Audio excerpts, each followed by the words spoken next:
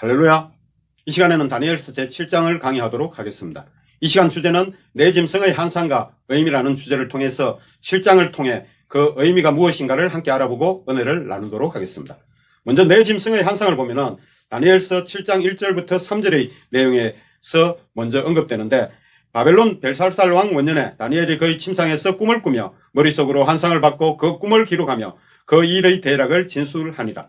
다니엘이 진술하여 이르되, 내가 밤에 한상을 보았는데 하늘의 네 바람이 큰 바다로 몰려 불더니 큰 짐승 넷이 바다에서 나왔는데 그 모양이 각각 다르더라. 벨사살 왕 원년이라는 것은 벨사살 왕의 아버지인 나보니두스 왕이 주전 556년부터 539년이 거의 집권 시기인데, 그는 주전 550년에 아라비아의 테마로 원정을 간 후에 돌아오질 않았으므로 이를 통해 본다면 벨사살 왕이 아버지 대신 집권하기 시작한 때인 주전 550년을 벨사살 왕의 원년으로 보는 것이 합당한 것입니다. 주전 550년에 다니엘서 7장은 다니엘이 그의 침상에서 꿈을 꾸며 머릿속으로 환상을 받고 그 꿈을 기록한 그 내용입니다.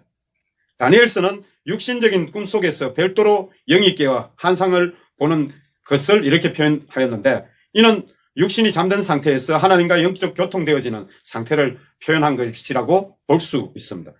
그래서 내가 밤에 한상을 보았는데 하늘의 네 바람이 큰 바다로 몰려 불더니, 이는 다니엘의 꿈에서 환상으로 나타나 보인 하늘의 네 바람, 이 네 바람의 정체는 스가랴에서는 이렇게 증언하고 있습니다. 스가랴서 6장 2절부터 5절까지 내용을 보면은, 첫째 병거는 붉은 말들이, 둘째 병거는 검은 말들이, 셋째 병거는 흰 말들이, 넷째 병거는 어릉지고 건장한 말들이 메었는지라. 내가 내게 말하는 천사에게 물어 이르되, 내 주여 이것들이 무엇이니까 하니, 천사가 대답하여 이르되, 이는 하늘의 네 바람인데 온 세상의 주 앞에 서 있다가 나가는 것이라 하더라.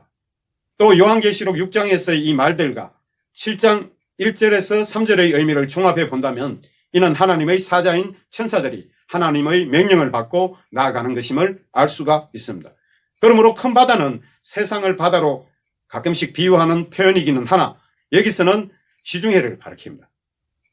물론 큰 바다인 인도양을 페르시아 제국 때는 끼고도 있었지만 종합적인 의미는 하나님의 백성과 직접적인 연관이 있는 것이기에 대해인 지중해를 중심으로 일어나는 세상의 역사적인 사건을 가리키는 것이며, 이는 하나님의 네 바람이 큰 바다로 몰려 불더니, 이 의미는 하나님의 허락하심이 있어서 세상 나라와 건세가 세워지는 그 과정이라고 볼 수 있는 것입니다. 그리고 3절은 큰 짐승 넷이 바다에서 나왔는데 그 모양이 각각 다르더라. 이는 각각의 큰 짐승은 역사의 흐름 안에서 장차 나타날 세상을 통치할 왕과 제국이기 때문에 모양이 각각 다르게 나타난 것입니다. 하나님께서는 항상 모든 일에는 사람을 먼저 예정하시고 그를 중심으로 주변 환경이나 국가 그리고 모든 공동체를 세워가시는 것을 우리가 성경을 통해서 알 수 있는데, 이는 창조하실 때도 그러했습니다. 사람을 위해서 모든 환경을 만드시고 그 이후에 아담을 지으신 것을 보면은 이러한 하나님의 방식은 지금 여기에서도 그렇게 나타나 있는 것입니다. 그래서 다니엘서 7장 17절의 내용을 보면은 그 네 큰 짐승은 세상에 일어날 내 왕이라 이렇게 되어 있습니다.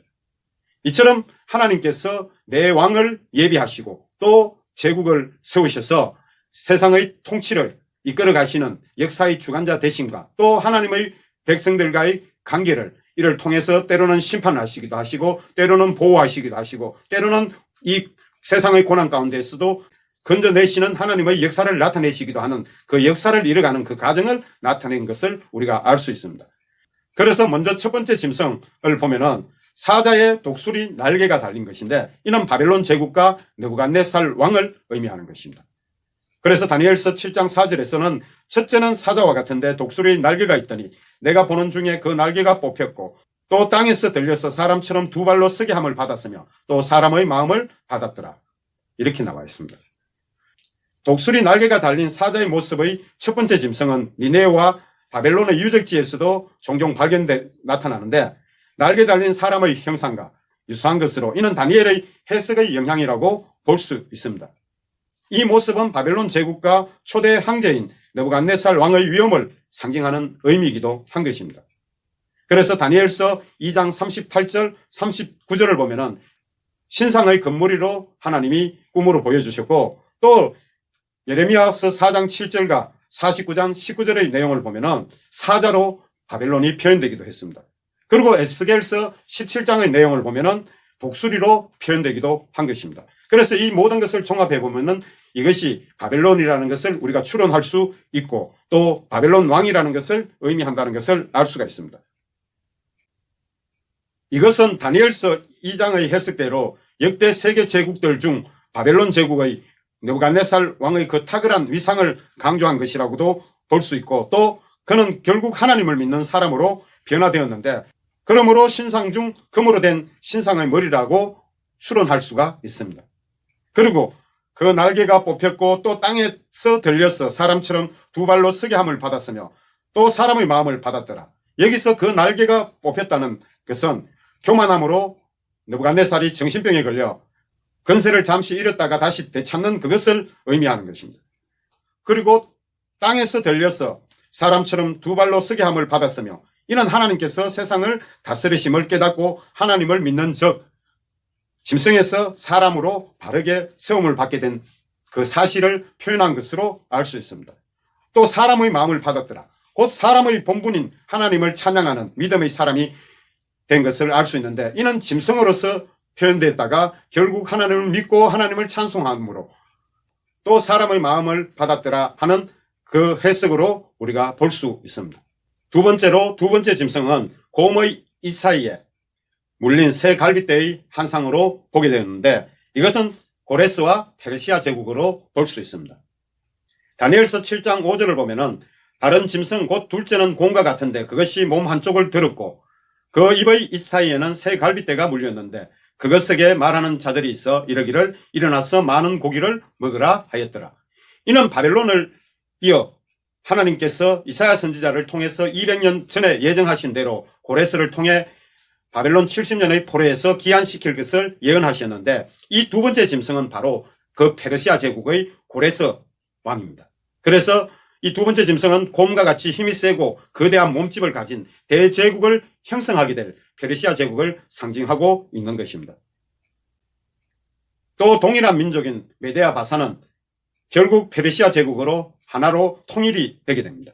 그리고 그 입에 새 갈빗대가 물렸다는 것은 바사왕 때부터 그의 업적으로 고레스 왕과 그의 아들 캄비세스 2세 그리고 그 이후에 이어지는 페르시아 제국의 그 왕들로 인해서 정복 사역이 시작되므로 영토가 확장되는데, 그 정복 사역으로 인하여 확장되는 영토는 세계 대륙에 걸쳐서 영토 확장을 이루게 되는 것입니다.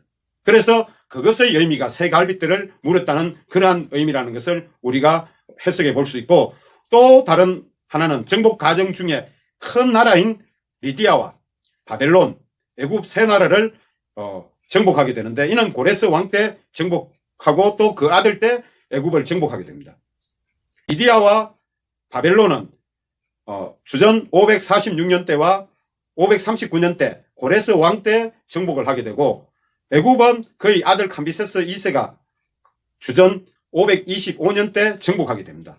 이러한 의미를 볼 때는 이 새 갈빗대는 세계 대륙에 걸쳐 많은 땅을 정복하게 되는 이러한 것을 예언한 것이라고 볼 수 있는 것입니다. 그래서 많은 국가들이 페르시아 제국의 속국이 되게 되는데, 또 일어나서 많은 고기를 먹으라는 이 의미도 이후에 더 많은 나라를 점령하게 되는 그것을 의미하는 것으로 볼 수 있습니다. 페르시아 제국은 일부 문헌에는 아케메네스 제국이라고도 하기도 합니다. 그래서 국부는 고레스 왕이고, 이 제국은 역사상 등장한 제국 중에 가장 거대한 제국을 이루는 나라입니다.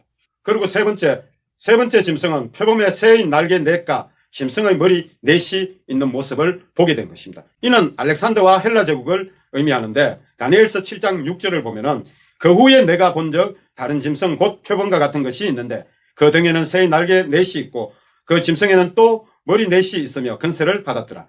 이 표범 같은 짐승은 알렉산더 대왕과 헬라 제국을 의미합니다. 표범으로 비유하신 그 이유는 그 사냥감에 대한 민첩성을 나타내는 것으로 위의 두 짐승을 능가할 정도로 빠른 속도로 세상을 정복해 나간 것입니다. 또한 새의 네 날개의 의미는 헬라 제국의 그 민첩함과 기동력의 신속성을 표현하기 위한 것으로, 실제로 알렉산더 대왕은 신속한 정복 사역을 통해 불과 13년 만에 세계적인 대제국을 이루게 됩니다. 그래서 336년부터 323년 기간에 거대한 제국을 형성하게 되는데, 이들의 점령 방식은 전쟁보다 자신들의 헬레니즘 문화를 받아들이고 세금을 바치는 것으로 정복을 했기에 빠르게 대제국을 이룬 것이라고 할 수 있습니다. 또 머리넷이 있으며 또 건세를 받았더라. 여기서의 머리넷은 알렉산더가 죽고 나서 나라가 4개로 나눠지는데 4명의 부하로 인해서 각자 통치권이 분할되는 그러한 것을 의미합니다. 그리고 네 번째 짐승은 무섭고 놀랍고 강한, 또 쇠로 된 큰 이가 있고 열뿔이 있는 이 짐승인데, 이 로마 제국과 아우구스투스를 가리키는 그것입니다. 그래서 다니엘서 7장 7절에서 8절 내용을 보면, 내가 밤 한산 가운데서 그 다음에 본 넷째 짐승은 무섭고 놀라우며 또 매우 강하며 또 새로 된 큰 이가 있어서 묻고 부습더리고 그 나머지를 발로 밟았으며, 이 짐승은 전의 모든 짐승과 다르고 또 열뿔이 있더라. 내가 그 뿔을 유심히 보는 중에 다른 작은 뿔이 그 사이에서 나더니 첫 번째 뿔 중의 셋이 그 앞에서 뿌리까지 뽑혔으며, 이 작은 뿔에는 사람의 눈 같은 눈들이 있고 또 입이 있어 큰 말을 하였더라. 네 번째 짐승은 이제까지의 세 짐승과는 다른 그러한 짐승인데 로마 제국을 상징합니다. 요한계시록에서는 어찌 보면 이 세 제국의 결합체가 로마 제국입니다. 이처럼 로마 제국이 특별한 모습의 짐승으로 묘사된 것은 그가 가진 힘의 강력함과 또 정복력, 그리고 무서운 파괴력의 상징인 쇠로 된 큰 이와 또 다니엘서 2장의 신상에서처럼 쇠로 된 발이 닳는 그 잔혹성, 그러므로 지금까지의 제국들과는 비교되지 않을 정도의 무시무시한 짐승이었던 것입니다. 그리고 7절에서 열뿔은 기독교를 심히 박해한 10명의 황제를 의미합니다. 요한계시록에서는 이것이 7머리 열뿔로 등장하는데, 다니엘서를 통해서는 열뿔로 예언하신 것입니다. 그리고 8절에서는 다니엘이 그 뿔을 자세히 보고 있을 때 다른 작은 뿔이 그 사이에 나더니 첫 번째 뿔 중 셋이 그 앞에서 뿌리까지 뽑혔으며, 이는 다른 작은 뿔은 네로 황제를 가리킵니다. 첫 번째 뿔 중의 셋이 그 앞에서 뿌리까지 뽑혔다고 한 것은 그 내용을 구체적으로 보면은, 먼저 첫 번째 뿔로 비유된 자는 2대 황제 티베리우스입니다. 초대 황제 아우구스투스의 그 의붓 아들, 그의 어머니와 아우구스투스와 재혼하여 그래서 티베리우스가 왕권을 이어받는 그러한 현실이었습니다. 그래서 이 의붓 아들로서 이 티베리우스가 왕권을 이어가는데, 그리고 3대는 칼리굴라로서 티베리우스의 조카입니다. 그리고 4대는 클라디우스로 칼리굴라의 숙보자 티베리우스의 동생이 되는데, 이들은 혈통으로 이어진 왕위인데, 그 다음에 5대 네로 황제는 바로 양자입니다. 그러나 네로 역시 같은 왕조이나 그는 4대 황제 클라디우스의 양아들로서 입양되어 들어온 자입니다. 그래서 그동안 2대, 3대, 4대의 집안의 그 혈통을 깡그리 무너뜨리면서 사탄의 영을 받아 미쳐서 기독교를 심히 박해하고 또 이들의 혈연 관계의 그 전통을 완전히 무너뜨려버리는 그것이 바로 네로의 실상이었던 것입니다. 그리고 이 작은 뿔에는 사람의 눈 같은 눈들이 있고 또 입이 있어 큰 말을 하였더라. 이는 네로 황제가 말년에 3년 반 동안 사탄의 건세를 받게 되어 귀신의 영들이 그 속에 역사하는 것을 영적으로 보고 다니엘이 표현한 것으로, 입이 있어 큰 말을 하는 이것은 원어로 보면은 오만한 말입니다. 그래서 하나님을 대적하고 비방하는 말들을 막 쏟아내는 그러한 것을 의미하므로 이는 바로 네로를 가리킨다는 것을 알 수 있습니다.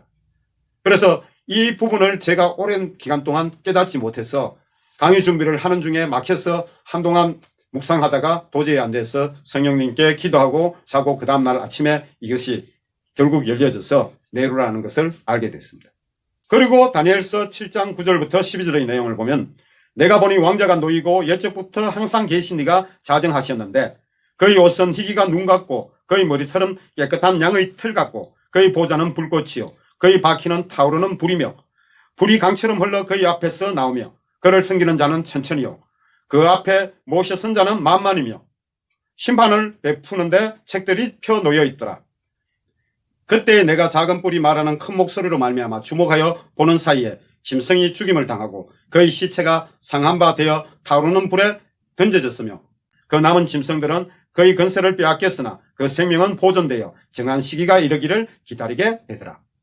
이처럼 다니엘이 환상으로 본 이 내용은, 이는 네로 황제가 죽임을 당하는 그것을 의미하는 것과 그 작은 뿔의 존재가 짐승이라는 사실인 것입니다. 즉 10뿔인 열왕은 장차 기독교를 심하게 박해할 짐승인 폭군들을 의미하며 나머지 9은 12절의 내용대로 그 남은 짐승들은 그의 근세를 빼앗겼으나 그 생명은 보존되어 정한 시기가 이르기를 기다리게 되더라. 즉 하나님의 심판으로 사탄의 충동에 의해서 자살한 네로와 달리 다른 짐승들은 왕권은 박탈당하지만은 생명은 부지하여 하나님께서 정하신 때까지 살게 됨을 의미하는 것입니다. 그래서 다니엘서 7장 13절 14절 내용을 보면은 내가 또 밤 환상 중에 보니 인자 같은 이가 하늘 구름을 타고 왔어 옛적부터 항상 계신 이에게 나아가 그 앞으로 인도되며 그에게 근세와 영광과 나라를 주고 모든 백성과 나라들과 다른 언어를 말하는 모든 자들이 그를 섬기게 하였으니 그의 근세는 소멸되지 아니하는 영원한 근세요 그의 나라는 멸망하지 아니할 것이라. 아멘. 이 내용은 예수님께서 하나님 앞에 나아가시는 그 장면으로서 이 땅에 사람의 몸으로 오고자 준비하시는 모습을 다니엘이 본 것입니다. 그래서 근세와 영광과 나라를 하나님께서 주심으로 사람의 몸을 입고 세상에 오셔서 만왕의 왕이 되시고 만주의 주가 되시는 그가 우리를 위해서 십자가에 죽으시고 온 인류를 구원하시게 되는 그러한 역사를 이루갈 것을 예비하셨음을 다니엘이 본 것입니다. 그래서 다니엘서 2장 44절 그 내용을 보면은 이 여러 왕들의 시대에 하늘의 하나님이 한 나라를 세우시리니 이것은 영원히 망하지도 아니할 것이요 그 국권이 다른 백성에게로 돌아가지도 아니할 것이요 도리어 이 모든 나라를 쳐서 멸망시키고 영원히 설 것이라. 아멘. 이렇게 예언한 대로 이렇게 느부갓네살 왕이 꾼 꿈에 대한 해석을 한 대로 그대로 7장에서는 이루어지는 모습을 다니엘이 실질적으로 환상으로 본 것입니다. 이는 결국 하나님께서 하늘에서 정하신 뜻을 이렇게 이루시고자 하나님께서 예수님을 이 땅으로 보내시고자 하는 준비하는 그 과정을 다니엘이 본 것임을 알 수 있습니다. 그리고 두 번째 환상에 대한 해석으로 천사가 다니엘에게 알려준 환상 해석을 잠시 살펴보면 다니엘이 번민한 것은 네 번째 짐승에 대한 두려움과 성도들의 고난과 그 복잡하게 전개되는 상황에 대한 이해를 필요로 했기 때문에 그가 번민한 것입니다. 그래서 천사가 다니엘에게 해석을 해주게 되는데 다니엘서 7장 15절 내용부터 시작해서 28절의 그 내용은 천사가 다니엘에게 이 모든 환상에 대한 해석하는 그러한 내용입니다.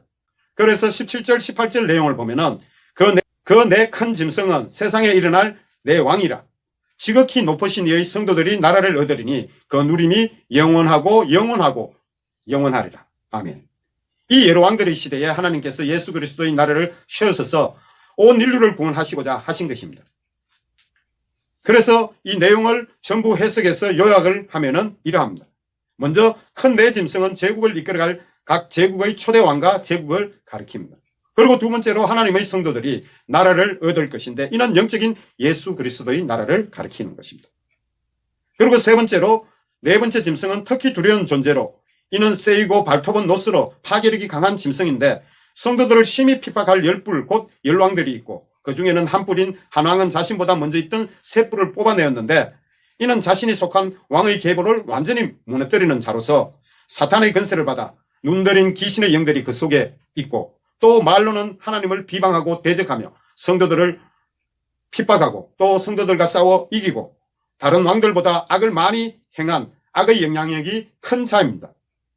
그래서 이는 요한계시록에서 첫 번째 짐승으로 나타나는 네로 황제를 가리키며 사탄의 영을 받아 말년에 3년 반의 기간에 미쳐서 성도들을 심히 핍박하고 때와 법을 고쳐 영원히 집권하고자 하고 또 성도들과 싸워 승리한 그 자입니다.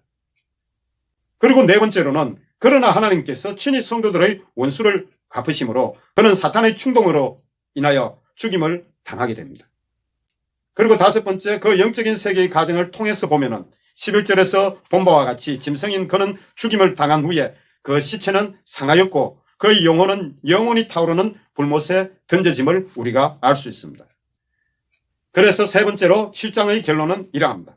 먼저 예수 그리스도를 통한 복음으로 모든 열방이 하나님께로 돌아올 것을 예표하는 그러한 의미인데 다니엘서 7장 27절 28절의 내용을 보면은 나라와 근세와 온 천하 나라들의 위세가 지극히 높으신 이의 거룩한 백성에게 붙임 바 되리니 그의 나라는 영원한 나라이라. 모든 근세 있는 자들이 다 그를 섬기며 복종하리라. 그 말이 이에 그친지라. 나 다니엘은 중심에 범민하였으며 내 얼굴빛이 변화하였으나 내가 이 일을 마음에 간직하였느니라. 아멘. 이는 하나님께서 하나님의 백성을 통해서 온 인류가 구원받을 수 있도록 복음 전파 사역을 통해 모든 나라와 근세가 그리고 온 천하 나라의 윗세가 하나님의 백성들로부터 하나님께로 돌아오는 역사를 이루실 것을 표현한 것이고, 또 그의 나라는 영원한 나라이다. 또 모든 근세 있는 자들이 다 그를 섬기며 복종하리라.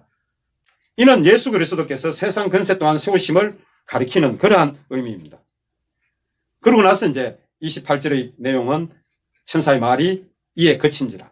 그러나 다니엘은 중심에 범인했는데 이 내용을 속 시원하게 알 수 없었기 때문에, 그러한 알지 못하는 마음 때문에 범민하였다는 것을 표현하면서 7장의 그 모든 내용을 마치게 됩니다. 할렐루야.